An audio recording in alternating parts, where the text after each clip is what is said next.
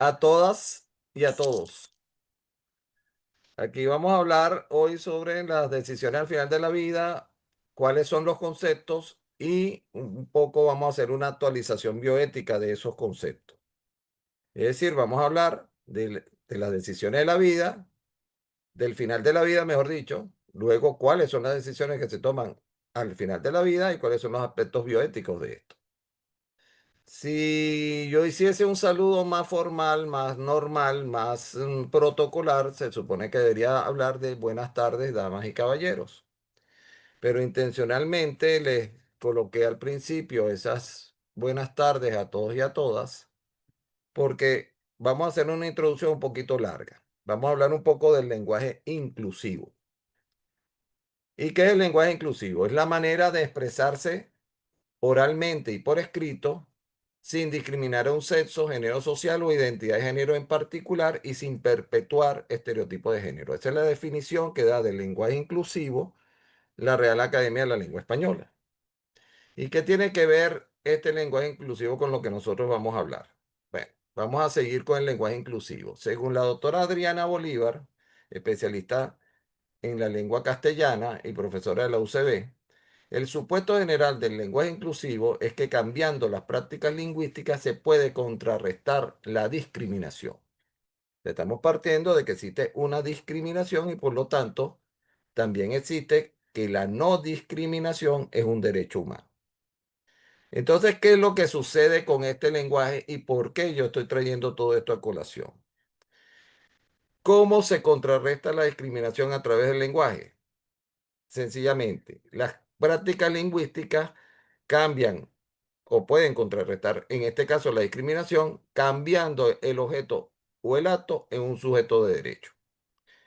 Durante toda la mañana ustedes estuvieron escuchando una serie de conceptos, una serie de términos, una serie de palabras que definen actos, pero no los definen de manera clara. Y dependiendo de cómo eso se maneje, se va a presentar la discusión. Sin embargo, cuando yo convierto todos esos conceptos en un sujeto de derecho, se crea un supuesto indiscutido que obvia la discusión bioética. Por eso es que yo siempre me he negado a tratar este tema desde el punto de vista de la ley, porque la ley o el derecho no es justo. Y en bioética de lo que se trata, el principio de la bioética es el principio de justicia. Entonces, vamos a alejarnos un poco, o mejor dicho, yo quiero que nos alejemos bastante del derecho, bastante de los abogados y bastante de las leyes y entremos a la parte bioética. Porque si ustedes están estudiando bioética, es porque ustedes quieren aprender una manera de pensar y una manera de, o sea, tienen que hacer algo útil con la bioética. ¿Y qué es lo que tiene de útil la bioética? Que permite que nosotros confrontemos nuestras decisiones y nuestros actos con el bien o con las consecuencias que eso tiene. Entonces, regresando a esto de que convertimos a un objeto o a un acto en un sujeto de derecho y esto obvia la discusión bioética, es porque, por ejemplo, en la Constitución, que es el pico de la cúspide del derecho, se establece una serie de derechos: derecho a la salud, derecho a la educación, derecho a la vivienda, derecho a lo que pueda ser proporcionado por el Estado y no importan las consecuencias de ese derecho. Entonces, por ejemplo, para nombrar una sola, tenemos el derecho a la salud, que en Venezuela la salud por, por establecido en la Constitución es universal, gratuita y de calidad. Y todos los que estamos en medio asistencial sabemos que si es universal y gratuita no puede ser de calidad y que si es de calidad no puede ser gratuita o no puede ser universal. Entonces, las consecuencias de eso es que nos terminamos quedando entrampados, que fue un poco la intervención mía esta mañana cuando les hablaba del principio de doble efecto. Se encubre bajo algo que no se discute, porque es un objeto de derecho, un sujeto de derecho, perdón, una acción que no necesariamente va a ser buena y que no se está midiendo en sus consecuencias. Entre ellas vamos a tener todas las que vamos a analizar ahora. Y si algo yo quisiera es que de esta conversación o de esta clase les quede claro que lo importante es el análisis, no los conceptos. Porque los conceptos de alguna manera pudiesen variar, pero lo importante es que para poder hacer un análisis tenemos que tener unos conceptos por lo menos bien definidos. Y aquí voy a tratar de abandonar una cantidad de términos que se utilizaron esta mañana porque realmente no son útiles para el análisis bioético. Entonces, bueno, ahora sí vamos a entrar en materia. ¿Cuáles son las decisiones al final de la vida y cuáles son los aspectos bioéticos de esto? En primer lugar, vamos a catalogar esas decisiones en cuatro categorías. Las relacionadas con el morir, las relacionadas con la forma de morir, las relacionadas con los tratamientos y las que se relacionan con el enfermo, con el enfermo incapaz. En relación a la forma de morir, existen dos conceptos que quiero analizar en este momento. El derecho a morir y el morir con dignidad, que tantas veces se trajina y de las cuales tantas veces se habla. Si transformamos el morir, como le dije al principio, en un sujeto de derecho, no hay discusión sobre la eutanasia. No hay ninguna discusión. No hay ningún tipo de análisis porque es un derecho que tiene la persona. Desde el punto de vista bioético, no lo podemos discutir. Entonces resulta que el derecho a morir no existe. Y no existe, ¿por qué? Porque lo que existe es una obligación biológica, y en este caso obligación no desde el punto de vista del derecho o de las leyes o de las normas, sino como consecuencia de la vida tienes la obligación de morir. O sea, todos nosotros estamos vivos y todos tenemos la obligación de morirnos en algún momento. Lo que en último caso existe es la opción de dejar de vivir, y eso se llama suicidio o asesinato, o homicidio en este caso, pues estamos hablando de personas, ¿ok? O de hombres. Entonces, la, ¿cuál es el problema del derecho, de establecer el derecho a morir? De que la gente tenga un derecho a morir, es que para que alguien tenga un derecho, otro tiene que tener una obligación. Y ahí es donde está el problema. Si usted tiene el derecho a que lo maten, porque en términos prácticos eso es lo que es la eutanasia, tiene que haber alguien que debe estar obligado a matarlo. Y las obligaciones hay que cumplirlas. Entonces, por eso les digo que cuando se hace de esto un sujeto de derecho, se elimina la discusión bioética. No podemos, ¿qué vamos a discutir? Si Pedro Pérez tiene derecho a que lo maten y yo como médico, de acuerdo a lo que vamos a ver después del concepto de eutanasia, tengo la obligación de matarlo. Y si no soy yo, tiene que haber alguien como yo, pero tiene que aparecer alguien. Así está en la ley española sobre eutanasia. El médico puede tener puede ejercer una objeción de conciencia, pero tiene que haber alguien que la cumpla. Y no conforme con eso, que lo vamos a discutir un poquito después, eh, la eutanasia contempla que los recursos en cuidados paliativos son los que hay. O sea, el paciente no puede pedir más recursos de los que dispone el Estado en ese momento. Entonces, el segundo concepto es el de morir con dignidad, porque lo del derecho a morir, que es lo que está asociado a la eutanasia, lo vamos a continuar viendo cuando conversemos sobre el concepto de eutanasia. Morir con dignidad. Aquí existe un gazapo que hay que cuidarse mucho. Dignidad puede significar eh, respeto, pero dignidad va, en términos generales, va mucho más allá del respeto. Entonces vamos a quedarnos con el concepto ontológico de lo que es la dignidad. Y no sé si se ve la imagen, pero es una imagen de una serie de piedras donde todas son piedras, pero todas las piedras son distintas. ¿Por qué? Porque la dignidad ontológica surge cuando el hombre es alguien insustituible, irreiterable, novedoso, susceptible de amar y de ser amado. Eso significa que todos somos hombres, todos tenemos los mismos derechos, deberíamos ser iguales, pero todos somos distintos, porque eso es lo que caracteriza a nuestra dignidad. Entonces, la dignidad no es algo que se pone o se quita,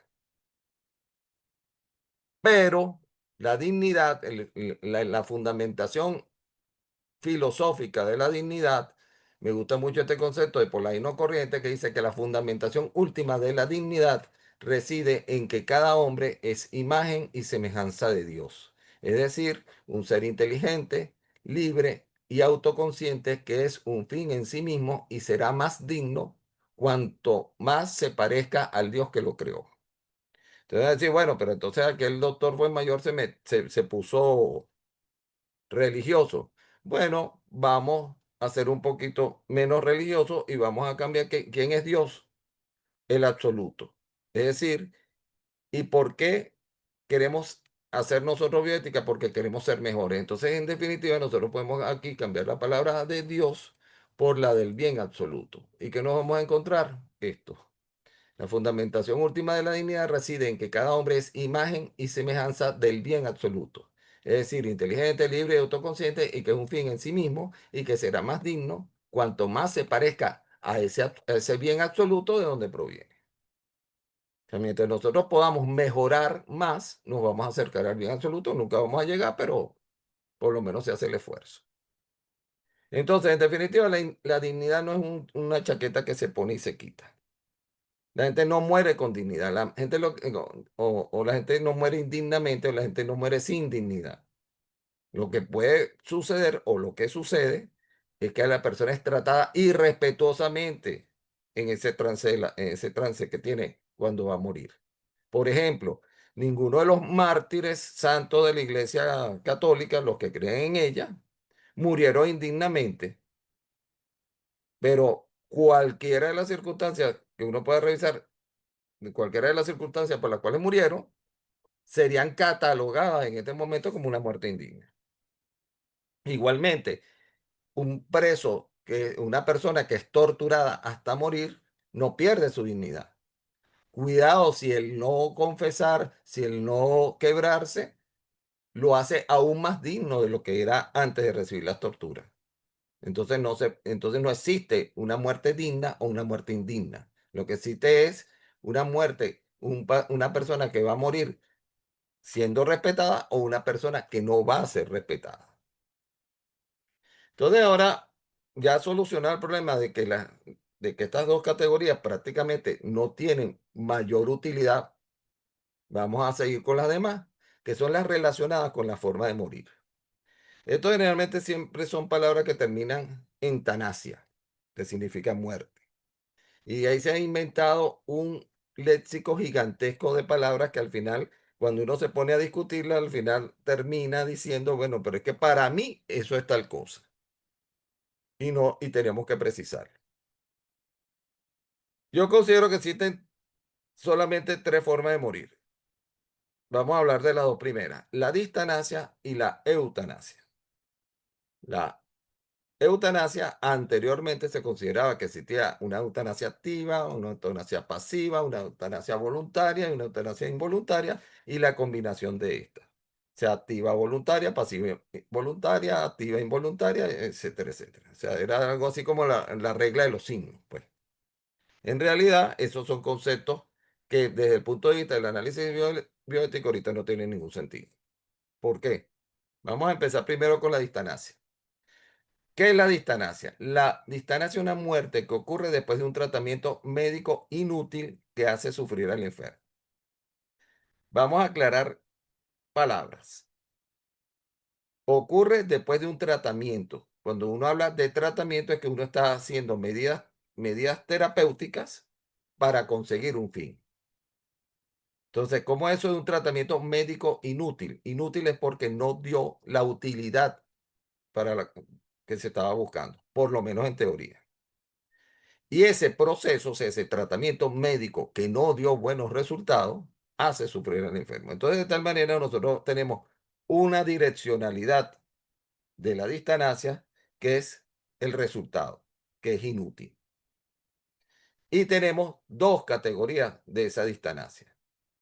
El inútil previsible, que eso entra dentro de la ignorancia, de la inobservancia, o sea, de actos de mala praxis médica. Y ojo, yo no me estoy refiriendo a la parte legal del asunto, sino me estoy refiriendo a la parte ética del asunto, del tratamiento. es inútil, previsible, porque yo sabía que lo que yo estaba haciendo no iba a conseguir el fin que yo estaba buscando. O lo que yo estaba haciendo no iba a conseguir ningún fin, que es peor todavía. Eso es como el ejemplo que se puso del niño que se intubó por requerimiento de los padres y que falleció a las horas por un neumotórax porque tenía una fibrosis pulmonar quística. Eso es inútil, previsible. Y eso es mala praxis.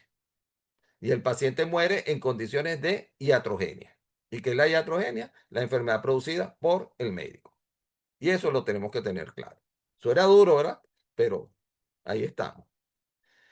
La otra cosa, el otro resultado inútil es cuando lo inútil no era previsible. Eso es lo que se debería ver y que yo espero que con toda seguridad se vea en las unidades de terapia intensiva. Se hace un esfuerzo, un esfuerzo, un esfuerzo, un esfuerzo, un esfuerzo por resolver una situación que al final no se logra resolver. El paciente que se lleva a quirófano porque tiene una herida por arma de fuego y que cuando comienza la cirugía se dan cuenta que tiene lesiones en múltiples órganos y que no se va a poder salvar y que definitivamente va a morir. Ese paciente recibió un tratamiento inútil que no era previsible. O sea, se intentó salvar, pero no se pudo habían elementos objetivos que hacían pensar que valía la pena correr ese esfuerzo. Y ahí volvemos a lo que yo le planteaba esta mañana, que en el caso de los tratamientos farmacológicos es el manejo del veneno. En el caso de los tratamientos quirúrgicos es el arte de manejar las complicaciones técnicas. O sea, existen complicaciones técnicas, nada es inocuo y puede traer consecuencias que previsiblemente pueden ocurrir, pero dentro de las posibilidades del resultado harían favorable esa situación. O sea, aplicarlo, pues. Entonces ahora volvemos a lo de la eutanasia. En primer lugar, y esto quiero volver al tema del lenguaje inclusivo, o sea, de la forma lingüística de las cosas. La eutanasia es una cosa que ha tenido muy buena publicidad, porque la eutanasia, la palabra la describe por primera vez el señor Francis Bacon en el siglo XVII. Y lo que hace es hacer un neologismo con la combinación de las palabras eu, bueno, y tanasia, muerte. Entonces, ¿qué es lo que sucede con la eutanasia? Que tiene muy buena fama porque ¿quién se va a oponer a una buena muerte? A partir de esa buena muerte, el nazismo, a partir del utilitarismo eugenésico, decidió que cuando ellos mataban a quienes no les gustaban porque eran feitos, porque eran negritos, porque eran judíos, porque eran o porque estaban, o porque tenían lo que a ellos no les gustaba, ellos lo mataban y lo que hacían era aplicarle la eutanasia y crearon una ley de la eutanasia. Ahí la eutanasia agarró como fama medio fea y entonces se inventaron aquellas cosas de que si la eutanasia pasiva, que si la eutanasia activa, que si la eutanasia voluntaria e involuntaria, para tratar de darle, en este caso, potabilidad a una palabra que había nacido muy bonita desde Francis Bacon un pocos siglos atrás, pero que los nazis la habían echado a perder. Entonces, ¿cuál es el concepto exacto, preciso y bien documentado e indiscutido de la eutanasia? En primer lugar, tiene cuatro condiciones de las cuales no puede salir. Es un acto médico. Si no es un médico quien lo realiza, no es eutanasia, es homicidio. Ese acto tiene una intencionalidad que es producir la muerte. O sea, lo que el médico está haciendo es para que el paciente se muera. Ese acto que va a producir la muerte tiene una razón de ser, que es acabar con el sufrimiento del enfermo. Y el cuarto, que muchas veces se pasa por debajo de la mesa, es que tiene que ser solicitado por el enfermo.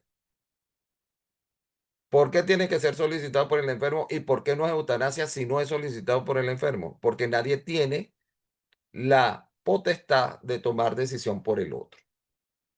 Y ese es el problema de las personas incompetentes, de la persona con parálisis cerebral y ahí no podemos sentar a discutir.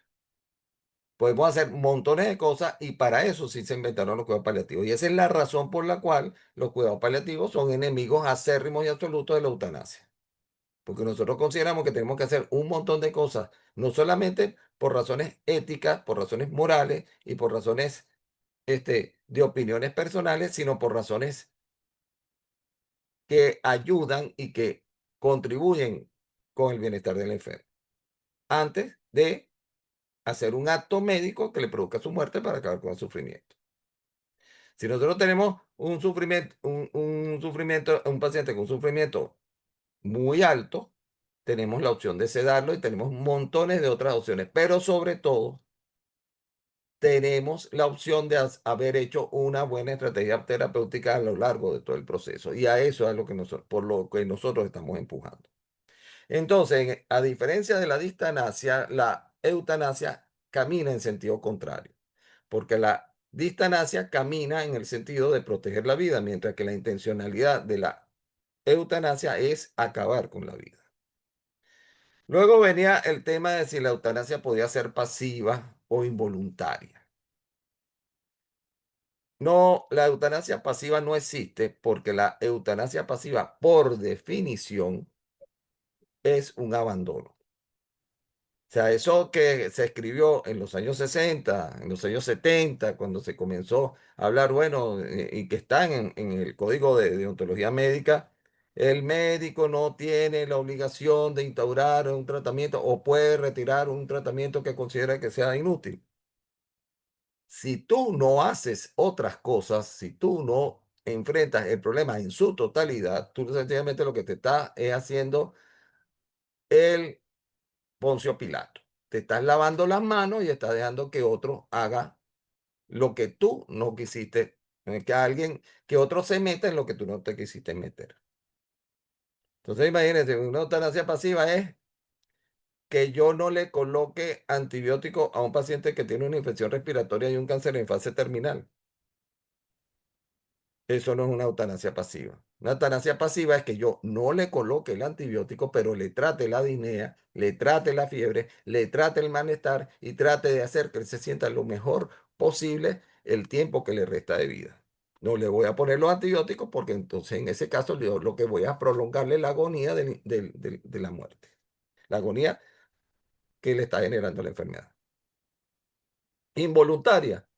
Una eutanasia involuntaria. Si yo no sé lo que ese señor quiere. Yo no sé lo que esa persona desea realmente.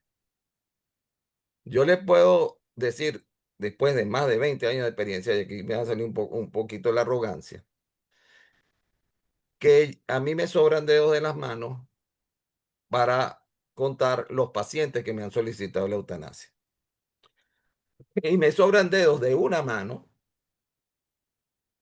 para contar a los pacientes que tenían muy buenas razones para solicitar la eutanasia. Los demás no las tenían, no eran muy buenas, y ya vamos a ver de qué se trata. Pero aún así, esos pocos que la solicitaron se manejaron adecuadamente y aceptaron el que la eutanasia no se aplicara y tener una muerte en paz. Y tuvieron una muerte en paz. Entonces, tiene que haber la opinión del paciente, porque la eutanasia, por definición, termina siendo una forma de suicidio.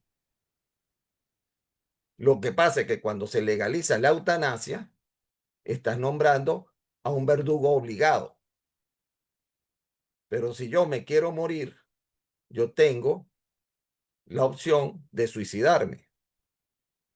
Si no lo puedo lograr, entonces estamos hablando de un suicidio asistido, que fue el ejemplo que se puso con el señor Ramón San Pedro, que ya es otra situación. Es un paciente que es incapaz de ejecutar el acto por las vías que sea.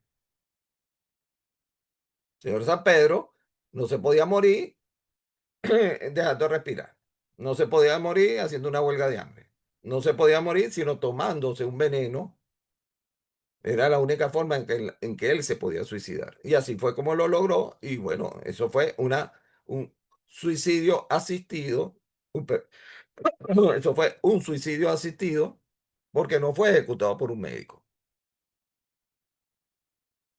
¿Qué es lo que sucede con el suicidio? Que el suicidio tiene las dos caras de unos pajaritos que son iguales, que es una opción, como les dije al principio. Si estoy vivo, tengo la opción de suicidarme, tengo la opción de quitarme la vida, o puede ser inducido. ¿Cómo es inducido? Por las condiciones. El 90% de los pacientes que solicitan o que me han solicitado a mí en particular la eutanasia han sido pacientes cuya decisión ha sido inducida por sus condiciones de vida.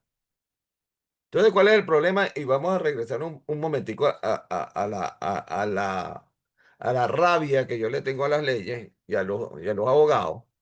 Y es que resulta que cuando tú no tienes condiciones con que tratar un dolor, que es el caso de Venezuela, cuando no tenemos parche de opioides, cuando no tenemos droga fuerte, cuando no tenemos un servicio de salud robusto que haga su trabajo, no que invente que hace su trabajo, el paciente vive en unas condiciones por medio de las cuales él va a preferir que lo maten a seguir viviendo en esa condición.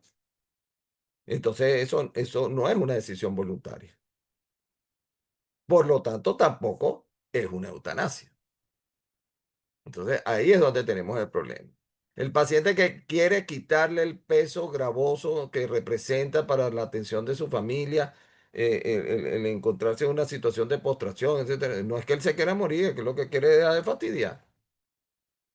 Entonces volvemos al punto de la dignidad. Una persona en esas condiciones, o a pesar de esas condiciones, sigue teniendo dignidad y sigue siendo una persona digna. Y por lo tanto, tiene la, el derecho a seguir viviendo si él quiere seguir viviendo y no a querer suicidarse porque piensa que debe suicidarse. Y eso es lo que de alguna manera establece la ley. Cuando los gobiernos hacen una ley donde autorizan la eutanasia, lo que le están es diciendo al paciente, mire, señor, usted tiene el chance de morirse. Vamos a ver cuándo lo decide. Y nosotros asumimos la obligación de matarlo. Eso es lo que, por eso, esa es la razón de las estadísticas que mostró la doctora Isi en la mañana de hoy. Usted tiene la obligación de morirse, usted debe dejar el fastidio. Estamos acostumbrados a que los viejos estorban, los viejos son necios, los viejos gastan. Entonces, mejor es que se suiciden y salimos de eso. Y como el señor es terco y no se quiere suicidar, entonces inventamos la figura de la eutanasia para que alguien lo mate. Porque como dijo la doctora María Antonieta esta mañana, el que decide suicidarse, de alguna manera lo va a conseguir. A menos que sea el señor Ramón San Pedro que le iba a costar, bueno, que le iba a costar bastante, pero cuando le pusieron el pitillito cerquita, no lo peló. Entonces sí se quería suicidar. Entonces, ¿cuál es la tercera forma de morir? Tenemos la eutanasia, la distanasia y la muerte en paz, que es lo que establece, como le dijo la doctora María Antonieta esta mañana, que es lo que está establecido en las normas, en las metas de la medicina. ¿Y qué es una muerte en paz? Es una muerte en las condiciones deseadas, es una muerte sin sufrimiento, sin angustia y en el sitio que el paciente requiere. Eso está en una lista de cosas que están encerradas en lo que se llaman los derechos del enfermo terminal. Si se cumplen los derechos del enfermo terminal, el enfermo terminal va a morir en paz. Y si tiene una condición patológica que lo haga sufrir, debería haber un médico especialista en cuidados paliativos que se encargue de apagar ese incendio. Entonces, todos estos términos médicos o pseudomédicos o de lo que sea que se han utilizado, que terminan en tanasia, no tienen mayor utilidad y paso a describírselo. Si hablamos de distanasia simple y pura, sin precisarla como estamos hablando ahorita, sino que es otro concepto que vamos a ver, que dice, no, eso es un tipo de distanasia. Entonces la distanasia tiene dos diferentes tipos. No, la distanasia tiene solamente dos tipos. Es un tratamiento inútil que hace sufrir al paciente y puede ser por iatrogenia o puede ser porque no se lograron conseguir los objetivos, como dijo el famoso aquel. La antidistanasia, además de ser un, un, un, un exabrupto lingüístico, porque pone dos prefijos delante de un sufijo, o sea, es lo que no es, o mejor dicho, está en contra de lo que tampoco quiere ser, este, no tiene ninguna validez sino para lo que se usa, para encubrir una cosa que termina siendo una forma de eutanasias pasivas que al final no es otra cosa que un abandono terapéutico. Es un abandono a la terapéutica del paciente. Ortotanasia no tiene tampoco ninguna cabida dentro de nuestro lenguaje, dentro de lo que estamos hablando, porque ¿quién califica una muerte recta o una muerte correcta? ¿Qué es lo que es correcto? Correcto, estás nuevamente yéndote hacia una estandarización y la muerte es un hecho particular e individual. No lo puedes circunscribir a determinadas condiciones. Hay personas, y se lo digo por experiencia, hay personas que quieren morir con conciencia y hay personas que no quieren morir con conciencia. Entonces hay personas que solicitan la sedación al final de la vida y hay personas que solicitan no ser sedados en ningún momento a pesar de las condiciones que tengan para morir.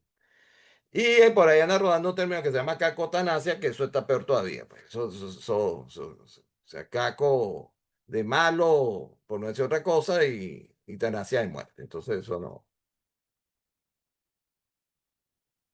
Quizá eso sirva para eufemísticamente catalogar la tortura, por ejemplo, la muerte por tortura. Pero desde el punto de vista bioético no tiene ninguna utilidad. Luego vamos a hablar de las decisiones al final de la vida relacionadas con los tratamientos, porque vamos a quedar claro en una cosa, la gente para morirse, o por lo menos para morirse en condiciones naturales, tiene que llevar un proceso. Y ese proceso incluye una cosa que somos nosotros los médicos haciendo tratamientos y inventando cosas. Entonces se trató de poner unos límites. El primer, creo, no sé si fue el primero, pero fue uno de los más importantes, fue el Papa Juan Pablo II, que escribió hasta una encíclica hablando sobre las medidas que eran ordinarias y extraordinarias, o proporcionales y desproporcionales. De verdad que ya yo le perdí la pista a qué fue lo que dijo Juan Pablo II, si eran ordinarias o si eran proporcionadas. No lo recuerdo. Pero bueno. ¿Cuál es el problema de decir que algo es proporcionado o desproporcionado? ¿Cuál es el límite? Ah, no, es que yo siempre le tengo que dar de comer. Ajá, el paciente tiene una obstrucción intestinal por una carcinomatosis peritoneal y usted se va a empeñar en darle de comer. Bien bueno. Para que usted le dé comida, el paciente vomite. Ah, no, pero entonces le va a poner una alimentación parenteral. Ah, bien bueno. Chévere. El paciente va a tener bastante nutrientes para seguir vomitando y para seguir sintiéndose mal, porque igualito esa alimentación ni lo va a aliviar, ni le va a quitar ningún síntoma, ni lo va a hacer sentir mejor, sino que en último caso, como sucede con las hidrataciones, va a prolongar la agonía. Entonces, no existe, no hay forma ni manera, eso es muy particular y en eso hay que hacer un seguimiento concienzudo y hay que hacer un análisis real que se basa en los principios, en los fundamentos y en los principios del tratamiento paliativo. Cuando nosotros nos enfrentamos a un paciente que va a morir, tenemos que ver cuáles son sus condiciones reales. Entonces, ¿qué es proporcionado utilizar un, este, una alimentación parenteral? Depende. Por ejemplo, una alimentación parenteral siempre es desproporcionada. Depende. Si el paciente quiere esperarse las 32 horas que dura el vuelo de su hijo desde Australia hasta Venezuela, con todos los viajes que tenemos y todas las dificultades que tienen los aviones de llegar aquí, yo le pondría la alimentación parenteral para que él se pueda despedir de su hijo de manera personal. Entonces, volvemos a lo mismo. Eso no tiene ninguna utilidad. Lo que tiene utilidad es el análisis que nosotros realicemos de por qué vamos a hacer eso, de qué beneficio va a tener el paciente con lo que nosotros vamos a hacer. Entonces, por ahí hablaban, para hablar de inútiles, hablaban de medidas fútiles. Eso está mucho en la literatura de habla inglesa, pues en la literatura en inglés. Pero es que resulta que fútil en inglés y fútil en castellano son dos cosas totalmente, son cosas que son diferentes, no es lo mismo. Fútil en perfecto castellano es inútil, inútil conocido, determinado y asociado. Mientras que cuando hablamos de distanasia, la distanasia siempre es consecuencia de medidas en inglés, en anglosajón, de medidas fútil, ¿ok? O sea, fútils en plural. ¿Por qué? Porque para ellos es inútil lo que resultó ser inútil. Bien sea porque sabía que era inútil, o bien sea porque no pensaba que iba a tener algún beneficio y no lo tuviste. Entonces tampoco nosotros aquí en castellano podemos hablar de medidas fútiles, porque estarías hablando nuevamente de iatrogenia. Luego tenemos estos conceptos, el concepto de abandono que está ligado al de eutanasia pasiva, que son conceptos que van en contra de la ética. Todos. No tienen ninguno cabida dentro de la bioética hablar ni de abandono, ni de encarnizamiento terapéutico, ni de eutanasia terapéutica, ni siquiera de limitación del tratamiento. ¿Y por qué? Porque son medidas que van a condicionar un cuadro de distancia, lo quieras o no. Si yo abandono al paciente, como le decía, con el caso de la eutanasia, ese paciente se puede morir perfectamente asfixiado, con una sensación de angustia por asfixia, se puede morir con mucho dolor, porque no le puse más analgésico. El encarnizamiento terapéutico, por definición, por idioma castellano, también es un acto iatrogénico, porque un acto de malo, negativo, porque encarnizamiento significa este, quitar la carne, o sea, quitarte la obstinación es un defecto. Y la limitación del tratamiento también. Porque no se trata de limitar los tratamientos. Decir, no, no, no, mira, yo hasta aquí llegué, yo no, porque o es un abandono o sencillamente estás, como dice la palabra, limitando el tratamiento. O sea, no le vamos a poner más antibiótico. Bueno, perfecto, no le ponga más antibiótico porque el antibiótico no está haciendo ningún efecto y en este caso tú previsiblemente o no es o más que ser inútil ese tratamiento lo que va es a traer una consecuencia peor que es la prolongación de la agonía. Entonces, toda la limitación del tratamiento se ha transcrito o se ha llevado a un concepto que es muy claro.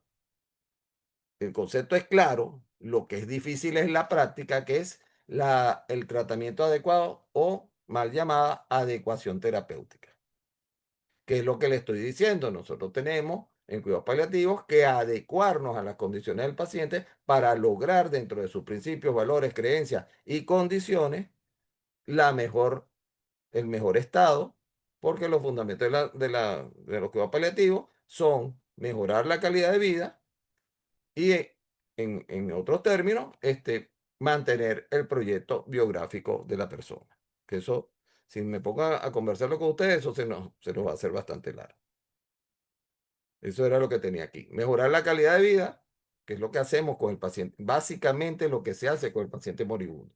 Lo que pasa es que como ahora los cuidados paliativos están trascendiendo al paciente moribundo o al paciente en estado terminal, uno de los fundamentos básicos de la cuidado paliativo es contribuir al proyecto biográfico al desarrollo del proyecto biográfico de la persona y a su adaptación a las nuevas circunstancias.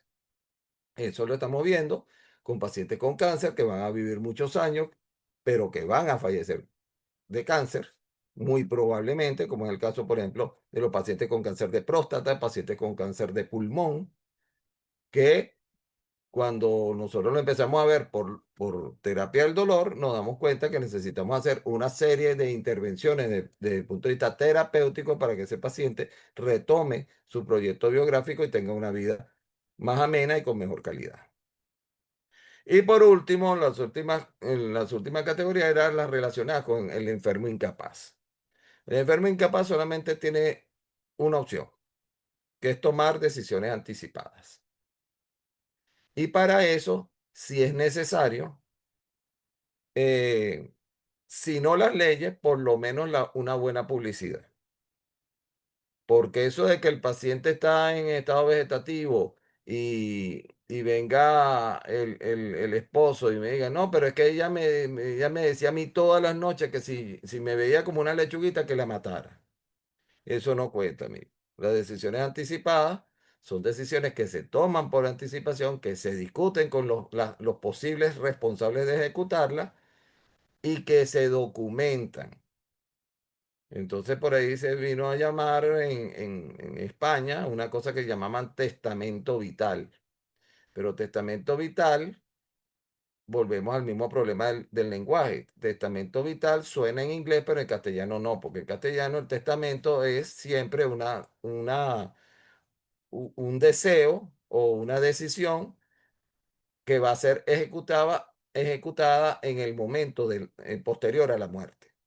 Entonces yo no puedo hacer en un testamento vital, puedo decir que si tengo un cáncer en etapa avanzada y me da un paro cardíaco, que por favor no me reanime.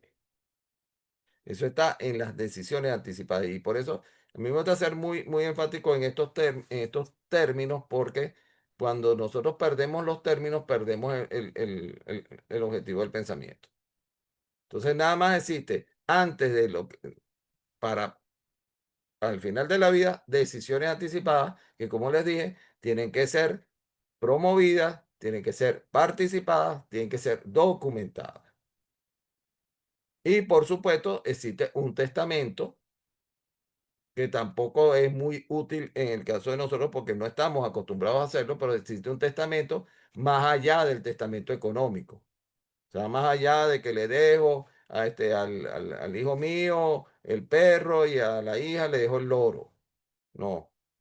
Entonces, testamento de yo quiero que se done mi cuerpo para la investigación, yo quiero que se haga un tratamiento, que se donen mis órganos, eso está en el testamento. Entonces necesitamos una cultura que le permita al enfermo incapaz ser tratado de la manera más cercana posible a lo que él quisiera que fuese tratado cuando no pueda manifestar su voluntad.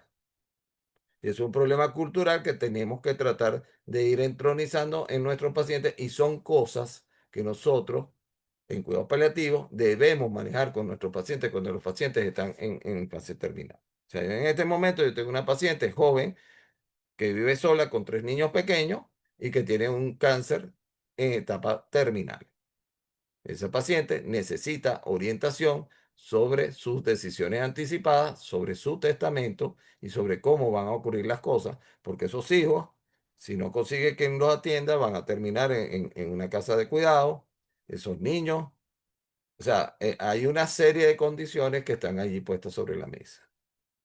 Hay otro paciente que se abandonó estos son las cosas así medio extrañas que uno tiene que ver aquí. Una paciente que se estaba tratando de un cáncer que estaba más o menos respondiendo bien en los Estados Unidos y que decidió venirse a Venezuela a abandonar el tratamiento porque ella necesitaba cuidar a su vez a un hermano discapacitado. Ahora la paciente tiene un cáncer terminal y por supuesto no hay quien cuide al hermano discapacitado. Entonces, si eso se hubiese manejado desde el punto de vista de los cuidados paliativos, probablemente eso se le hubiese buscado alguna solución. Pero en este caso, no se, y sobre todo la primera decisión pasaba porque la paciente mantuviera tratamiento porque tenía chance de seguir viva y seguir atendiendo al hermano al mismo tiempo. Entonces, bueno, en estas estamos. Entonces, en definitiva, todas estas decisiones deben procurar que nosotros consigamos una muerte en paz.